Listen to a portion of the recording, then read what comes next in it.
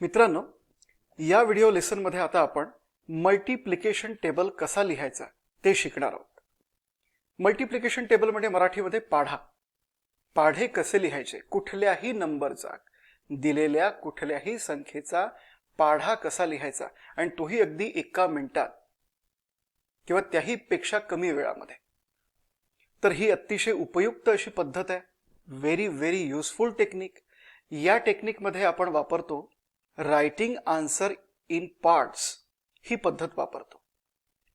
आपण काय करतो, जेव्हा उत्तर म्हणजे आन्सर आपण पार्ट्स मध्ये म्हणजे भागांमध्ये लिहितो, त्यानंतर त्याला बॅलन्स पण करतो. आता लक्षात घ्या, मल्टिप्लिकेशन टेबल लिहित असताना आपण भागांमध्ये उत्तर लिहितो म्हणजे पार्ट्स मध्ये आन्सर लिहितो.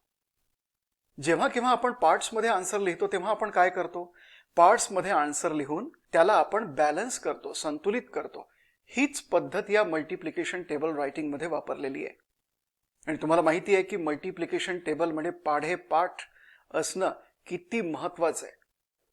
प्रत्येक न्यूमेरिकल कॅल्क्युलेशन्स मध्ये याचा रोल हा असतोच. HCF किंवा LCM काढा किंवा डिव्हिजन करा किंवा मल्टिप्लिकेशन करा किंवा आणखीन सरफेस एरियाज अँड व्हॉल्यूम्स सारख्या टॉपिक मध्ये जेव्हा तुम्ही स्क्वेअर रूट काढता किंवा स्क्वेअर करता किंवा क्यूब करता, क्यूब रूट काढता, त्या सगळ्या गोष्टींमध्ये हे न्यूमेरिकल कॅल्क्युलेशन्स हे येतातच. आणि जिथे कुठे न्यूमेरिकल कॅल्क्युलेशन्स आले तिथे मल्टिप्लिकेशन टेबल हा आलाच. जिथे कुठे तुम्ही न्यूमेरिकल कॅल्क्युलेशन्स करता, ॲडिशन आणि सबट्रॅक्शन सोडून मल्टिप्लिकेशन आहे, डिव्हिजन आहे, स्क्वेअरिंग आहे, क्यूबिंग आहे किंवा HCF किंवा LCM काढणं आहे, त्यामध्ये मल्टिप्लिकेशन टेबलचा म्हणजे पाढ्यांचा रोल हा असतोच. त्याचं काम पडतंच. आणि ज्या विद्यार्थ्याला पाढे पाठ नसतात, हे मल्टिप्लिकेशन टेबल माहिती नसतात, त्याला खूप कठीण जातं. आता असं आहे की साधारण 30 पर्यंत म्हणजे 30 पर्यंत मल्टिप्लिकेशन टेबल म्हणजे पाढे पाठ करणं फार असं काही कठीण गोष्ट नाही आहे. तरी पण 29चा मल्टिप्लिकेशन टेबल आहे किंवा 20च्या वरती जितके कुठले नंबर्स आहेत त्यांचं मल्टिप्लिकेशन टेबल पाठ करणं म्हणा किंवा लक्षात ठेवणं जरा कठीण जातं. पण ही जर पद्धत तुम्ही वापरली तर ऑन टाइम, अगदी ऐन वेळेवर तुम्ही मल्टिप्लिकेशन टेबल तयार करू शकता. अगदी काही सेकंदांमध्ये तयार करू शकता आणि तो तुम्ही तुमच्या त्या डिव्हिजनमध्ये, मल्टिप्लिकेशनमध्ये वापरू शकता. आणि ही याची युटिलिटी आहे, उपयुक्तता आहे. ठीक आहे, तर आपण पाहू आता की मल्टिप्लिकेशन टेबल कसा तयार करायचा. लक्षात घ्या, 10 पर्यंत सगळ्यांना पाढे हे पाठ असतातच. म्हणजे अप टू 10 तुम्हा सर्वांना मल्टिप्लिकेशन टेबल हे माहिती असतातच. ठीक आहे, तर या नॉलेजचा उपयोग आपण कुठल्याही नंबरचा मल्टिप्लिकेशन टेबल तयार करण्याकरता करू शकतो. आता फॉर एक्झाम्पल, पहिलं एक्झाम्पल पाहूया आपण. तुम्हाला जर 29चा मल्टिप्लिकेशन टेबल तयार करायचं आहे, काय करायचं की या 29ला बायफर्केट करायचं किंवा इथे जर का 2 पेक्षा जास्त डिजिट्स असतील तर प्रत्येक पार्टमध्ये 1 डिजिट येईल असं त्याला विभाजित करायचं, पार्टिशन करायचं. आता इथे 2च डिजिट्स आहेत, 2 आणि 9, म्हणून याला मी पार्टिशन करतो. एक उभी रेष काढू, एक व्हर्टिकल लाईन काढू. ठीक आहे, त्यानंतर या पार्टमध्ये आहे 2 आणि या पार्टमध्ये आहे 9. स्वतंत्रपणे इंडिपेंडेंटली याचे मल्टिप्लिकेशन टेबल लिहून घ्या. 2 1 जा 2, 2 2 जा 4, 2 3 जा 6, 2 4 जा 8, 2 5 जा 10, 2 6 जा 12, 2 7 जा 14, 2 8 जा 16, 2 9 जा 18 आणि 2 10 जा 20. ठीक आहे, ही रेषा जरा आपण आणखीन एक्सटेंड करूया. ओके, त्यानंतर आता राईट पार्ट मध्ये किती आहे, 9 आहे. 9चा सुद्धा मल्टिप्लिकेशन टेबल आपण लिहून घेऊ. 9 1 जा 9, 9 2 जा 18, 9 3 जा 27, 9 4 जा 36, 9 5 जा 45, 9 6 जा 54, 9 7 जा 63, 9 8 जा 72, 9 9 जा 81 आणि 9 10 90. ठीक आहे, म्हणजे दिलेला जो 2 डिजिट नंबर होता 29, त्याला आपण पार्टिशन केला. राईट पार्ट मध्ये 9 आहे आणि लेफ्ट पार्ट मध्ये 2 आहे. बरोबर आहे. आता रायटिंग आन्सर इन पार्ट्स, आता याकडे जर प्रॉपरली तुम्ही लक्ष दिलं तर तुमच्या लक्षात येईल की आन्सर रिटन इन पार्ट्स आहेत, म्हणजे हे जे आन्सर आहे हे भागांमध्ये लिहिलेलं आहे. आता याला बॅलन्स करायचं आहे आपल्याला. बॅलन्स कसं करणार? जनरली आपण बॅलन्स कसं करतो? लेफ्ट मोस्ट पार्ट हा जो आहे ना, या साइड कडला आहे left most part. Left most part मध्ये एकापेक्षा जास्त डिजिट असू शकतात, मात्र राईट पार्ट मध्ये फक्त एकच डिजिट अलाउड आहे. तर पहा, पहिली लेव्हल ही आहे लेव्हल 1. या लेव्हल 1 मध्ये लेफ्ट मध्ये 2 आहे आणि राईट मध्ये 9 आहे. म्हणजे या लेव्हल 1 मध्ये लेफ्ट पार्ट मध्ये 2 आहे आणि राईट पार्ट मध्ये 9 आहे, म्हणजे एक एक डिजिट आहे. म्हणजे ऑलरेडी हे बॅलन्स्ड आहे. म्हणजे लेव्हल 1 काय आहे? 29. आता लेव्हल 2 कडे येऊ. 2 2s 4 आणि 9 2s 18. राईट पार्ट मध्ये 2 डिजिट्स आहेत, पण आपल्याला बॅलन्सिंगच्या रूल प्रमाणे आपल्याला लेफ्ट पार्ट सोडून, लेफ्ट मोस्ट पार्ट सोडून इतर सगळ्या राईट साइडेड पार्ट मध्ये किती डिजिट्स हवे आहेत? एकच डिजिट. म्हणून इथे 8 ठेवायचा आणि हा जो टेन्स प्लेस डिजिट 1 आहे हा पास करायचा. आता 1 या 4 कडे जर पास केला तर ऍड करावा लागणार. 4 + 1 5. बरोबर आहे. म्हणजे 2 लेव्हल्स मिळाल्यात आपल्याला. 29 1 29, 29 2 58. आता तिसरी लेव्हल, या राईट पार्ट मध्ये फक्त 7 ठेवा, म्हणजे युनिट्स प्लेस डिजिट ठेवा आणि टेन्स प्लेस डिजिट पास करा. कुठे? त्याच्या इमिजिएट लेफ्ट पार्ट मध्ये. काय आहे इमिजिएट लेफ्ट पार्ट? 6 आहे. हा जो 2 आहे 6 सोबत ऍड करा. 6 + 2 8. म्हणजे जो युनिट्स प्लेस डिजिट आहे तो लेव्हल 3 मध्ये ॲज युनिट्स प्लेस डिजिट लिहा आणि 6 + 2 8. ही झाली लेव्हल 3, म्हणजे 29 3s 87. आता 4th लेव्हल मध्ये या. 6 ठेवा आणि 3 पास करा. 8 + 3. 8 + 3 किती होतात? 11. म्हणजे 29 5s 116. आता लेव्हल 5 वरती या. 5 ठेवा आणि 4 जो आहे टेन्स प्लेस डिजिट जो आहे तो झालेला आहे आता एक्स्ट्रा डिजिट, म्हणून तो आता पास करा. 10 + 4. पासिंग म्हणजे ऍडिंग. 10 + 4 14. म्हणजे ही आपल्याला 5th लेव्हल मिळाली, म्हणजे 29 5s 145. आता 6th लेव्हल कडे या. 4 ठेवा, आन्सर लाईन मध्ये लिहा, रिटेन करा. त्याला हेही शब्द आपण वापरू शकतो. रिटेन करणे, आन्सर लाईन मध्ये लिहिणे, हेही शब्द आपण वापरू शकतो. ठीक आहे. आणि 4 आन्सर लाईन मध्ये आपण ठेवलेला आहे आणि टेन्स प्लेस डिजिट 5 जो आहे तो पास केलेला आहे. पास करणं म्हणजे ऍड करणं. 12 + 5 17. म्हणजे 29 6s 174. आता 7th लेव्हल वरती या. काय आहे 7th level? 63 right sided part आणि 14 हा लेफ्ट साइडेड पार्ट. तर 3 रिटेन करा, म्हणजे ठेवा, म्हणजे आन्सर लाईन मध्ये लिहा युनिट्स प्लेस म्हणून. आणि 6 जो आहे टेन्स प्लेस डिजिट 6 जो आहे तो कॅरी करा, पास करा. पास करणं म्हणजे ऍड करणं. 14 + 6 20. बरोबर. म्हणजे 29 7s 203. आता 8th लेव्हल वरती या. Units place digit 2 answer line मध्ये लिहा किंवा तो रिटेन करा आणि आन्सर लाईन मध्ये units place digit as it is लिहिणं म्हणजेच युनिट्स प्लेस डिजिट रिटेन करणे. ठीक आहे. इंग्लिशमध्ये त्याला रिटेन करणं असं म्हणतो आपण. आणि हा जो टेन्स प्लेस डिजिट 7 आहे तो पास करा. 16 + 7 किती होतात? 16 + 7 23. 23 म्हणजे 29 8s 232. चला आता 9th लेव्हल वरती या. 1 ठेवा, म्हणजे आन्सर लाईन मध्ये लिहा आणि 8 हा पास करा. पास करणं म्हणजे ऍड करणं. 18 + 8 26.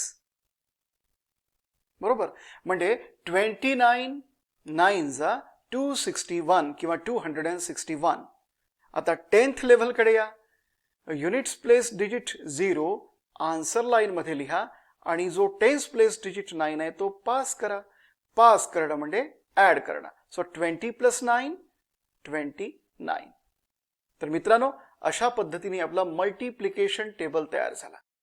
29 1 जा 29, 29 2 जा 58, 29 3 जा 87, 29 4 जा 116, 29 5 जा 145, 29 6 जा 174, 29 7 जा 203, 29 8 जा 232, 29 9 जा 261 and 29 10 जा 290. अशा पद्धतीने आपला 29 चा मल्टिप्लिकेशन टेबल तयार झाला. बरोबर आहे. ही पद्धत खूप उपयुक्त ठरते तेव्हा जेव्हा एखाद्या वेळेला तुम्ही डिव्हिजन करत असता, मल्टिप्लिकेशन करत असता किंवा HCF LCM चे कॅल्क्युलेशन्स करत असता किंवा जो टॉपिक आहे सरफेस एरियाज अँड व्हॉल्यूम सारखा, की जिथे अगदी शेवटचं उत्तर काढण्याकरता, फायनल आन्सर काढण्याकरता भरपूर तुम्हाला न्यूमेरिकल कॅल्क्युलेशन्स करावे लागतात, तेव्हा सुद्धा ही पद्धत खूप खूप उपयोगी पडते. मी असं पाहिलेलं आहे, हा माझा अनुभव आहे, की बरेचसे विद्यार्थी की ज्यांना सोल्युशनचं सेटअप प्रॉपरली लिहिता येतं, म्हणजे सेटअप लिहिणं म्हणजे त्या सोल्युशनमध्ये कुठला फॉर्म्युला यूज होणार आहे, कुठल्या फॉर्म्युल्यामध्ये त्या व्हॅल्यूज टाकणार आहे, हे सगळं त्यांना कळतं. मात्र शेवटचं उत्तर काढत असताना जे न्यूमेरिकल कॅल्क्युलेशन्स आपल्याला करावे लागतात त्याला ते फार वेळ घेतात. अशा वेळेला हा जो मल्टिप्लिकेशन टेबल आपण तयार करतो रायटिंग आन्सर इन पार्ट्स या पद्धतीचा उपयोग करून, हा खूप खूप उपयोगी ठरतो. तेव्हा 29 ठीक आहे, कोणाला 29चा मल्टिप्लिकेशन टेबल पाठ असेल, 30चा पाठ असेल, पण जर एखाद्या वेळेला मल्टिप्लिकेशनचं काम पडलं 53, 54, 87, 93 अशा मोठ्या मोठ्या नंबर्सचं स्पेशली डिव्हिजन करत असताना, तेव्हा ताबडतोब रफ पेजेस काढायचे किंवा पेपर लिहित असताना मागचं पेज जिथे आपण रफ वर्क करतो तिथे पटापट हा मल्टिप्लिकेशन टेबल तयार करून ठेवून द्यायचा. अगदी 20-25 सेकंदामध्ये लिहिणं होतो आणि त्यानंतर लगेच त्याचा वापर करायचा. अशा पद्धतीने तुम्ही आपले मार्क्स सुद्धा वाढवू शकता. म्हणून हे मॅथमॅटिक्स स्कोर मोर मॅथमॅटिक्स सुद्धा आहे. कदाचित पेपरमध्ये या पद्धती तुम्ही जसाच्या तशा लिहू शकणार नाही, कारण पुढे आपण HCF कसा काढायचा, LCM कसा काढायचा हे पण आपण शिकणार आहोत. क्वाड्रॅटिक इक्वेशन्स कसे सॉल्व्ह करायचे, क्युबिक इक्वेशन्स कसे सॉल्व्ह करायचे हे पण आपण शिकणार आहोत.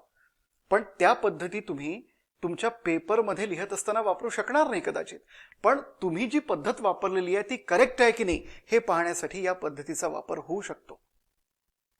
आणि एकच गोष्ट करण्याचे जेव्हा 10 मार्ग तुम्हाला माहिती होतात, तर तेव्हा तुमचा कॉन्फिडन्स हा वाढलेला असतो, तुमचं नॉलेज वाढलेलं असतं.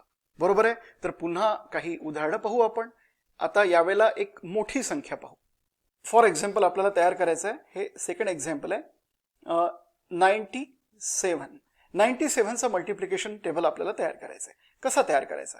पटकन याला बायफर्केट करायचं. बायफर्केट केल्यानंतर इंडिपेंडेंटली स्वतंत्रपणे 9 आणि 7 नंबर, ओरिजिनल नंबर काय होता, गिव्हन नंबर काय होता, 97. 97चं मल्टिप्लिकेशन टेबल आपल्याला इथे तयार करायचं आहे. मग त्याला आपण पार्टिशन केलं. बायफर्केट आपण म्हणतो कारण 2 डिजिट्स आहेत म्हणून, पण जास्ती जर डिजिट्स असतील तरीही हीच पद्धत आपण वापरतो.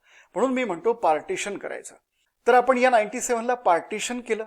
पार्टिशन केल्यानंतर आता 2 पार्ट्स झालेले आहेत. एका पार्टमध्ये म्हणजे लेफ्ट साइडेड पार्टमध्ये 9 आहेत आणि राईट साइडेड पार्टमध्ये 7 आहेत. आता 9 आणि 7चा मल्टिप्लिकेशन टेबल कोणालाही पाठ असतो, त्यामुळे तो पटपट तिथे लिहून टाकायचा. ठीक आहे. 9 1 जा 9, 9 2 जा 18, 9 3 जा 27, 9 4 जा 36, 9 5 जा 45, 9 6 जा 54, 9 7 जा 63, 9 8 जा 72, 9 9 जा 81 आणि 9 10 जा 90. ठीक आहे. हे 90 पर्यंत आपण लिहिलेलं आहे. 90.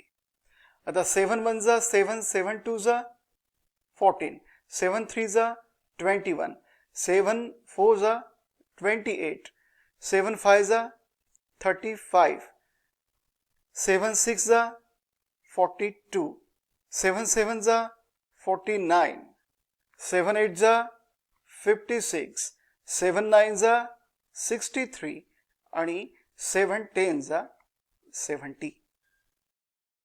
आता पार्टिशन आपण केलं. पार्टिशन नंतर त्या पार्ट्स मध्ये आपण पूर्ण मल्टिप्लिकेशन टेबल 9 आणि 7 चे लिहिलेले आहेत. आता याला बॅलन्स करायचंय. पुन्हा एकदा सांगतो, रिपीट करतो बॅलन्स कसं करायचं. हा आहे लेफ्ट मोस्ट पार्ट. हा ज्या पार्टमध्ये आपण 9चा मल्टिप्लिकेशन टेबल लिहिलेला आहे. या पार्टमध्ये एकापेक्षा जास्त डिजिट्स असले तरी चालतील, मात्र राईट साइडेड पार्ट्समध्ये किंवा या पार्टमध्ये राईट पार्टमध्ये एकच डिजिट असावा.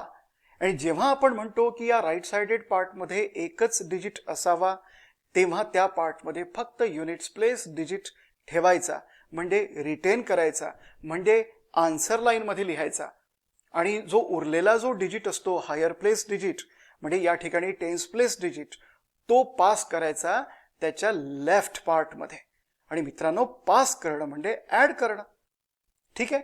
तर पहिली लेव्हल 97, यामध्ये एक एकच डिजिट आहे, म्हणजे ऑलरेडी हे बॅलन्स्ड आहे, म्हणून आपण जसेच्या तसे लिहिले. हे आन्सर आहे. ठीक आहे. 97 1 97 ही पहिली लेव्हल आहे. आता दुसरी लेव्हल, युनिट्स प्लेस डिजिट 4 याच पार्टमध्ये ठेवा, म्हणजे आन्सर लाईन मध्ये लिहा. आणि हा जो 1 आहे हा पास करा. कुठे? त्याच्या लेफ्टला. आता पास करणं म्हणजे ऍड करणं आहे. बरोबर आहे. 18 + 1 19. 97 1 97, 97 2 194. आता तिसरी लेव्हल, लेफ्ट पार्ट मध्ये 27, राईट पार्ट मध्ये 21.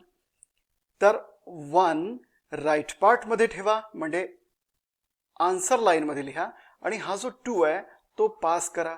पास करणं म्हणजे ऍड करणं. 27 + 2 29, म्हणजे 97 3 291. चला आता फोर्थ लेव्हलला या. Units place digit 8 answer line मध्ये लिहा आणि टेन्स प्लेस डिजिट 2 पास करा. पास करणं म्हणजे ऍड करणं. 36 + 2 38. फोर्थ लेव्हल मिळाली. 97 4 388. आता फिफ्थ लेव्हलला या. फिफ्थ लेव्हलला राईट पार्ट मध्ये 5 रिटेन करा, म्हणजे ठेवा, म्हणजे आन्सर लाईन मध्ये लिहा. आणि हा जो 3 आहे टेन्स प्लेस डिजिट, तो पास करा. 45 + 3 48. आता सिक्स्थ लेव्हल वरती या. सिक्स्थ लेव्हल वरती राईट पार्ट मध्ये 42 आहे, आपल्याला हवा आहे एकच डिजिट, म्हणून युनिट्स प्लेस डिजिट 2 ठेवा. आणि हा जो टेन्स प्लेस डिजिट 4 आहे तो पास करा. 54 + 4, 54 + 4 किती? 58. म्हणजे 97 6 582. सेवन्थ लेव्हल वरती या. 9 units place digit 9 answer line मध्ये लिहा, म्हणजे आन्सर मध्ये लिहा. आणि जो टेन्स प्लेस डिजिट 4 आहे तो पास करा. 63 + 4 67. पुढे चला. 8th लेव्हल वरती या. 6 units place digit 6 right part मध्येच ठेवा, म्हणजे आन्सर मध्ये लिहा. आणि 5 पास करा. 72 + 5 77.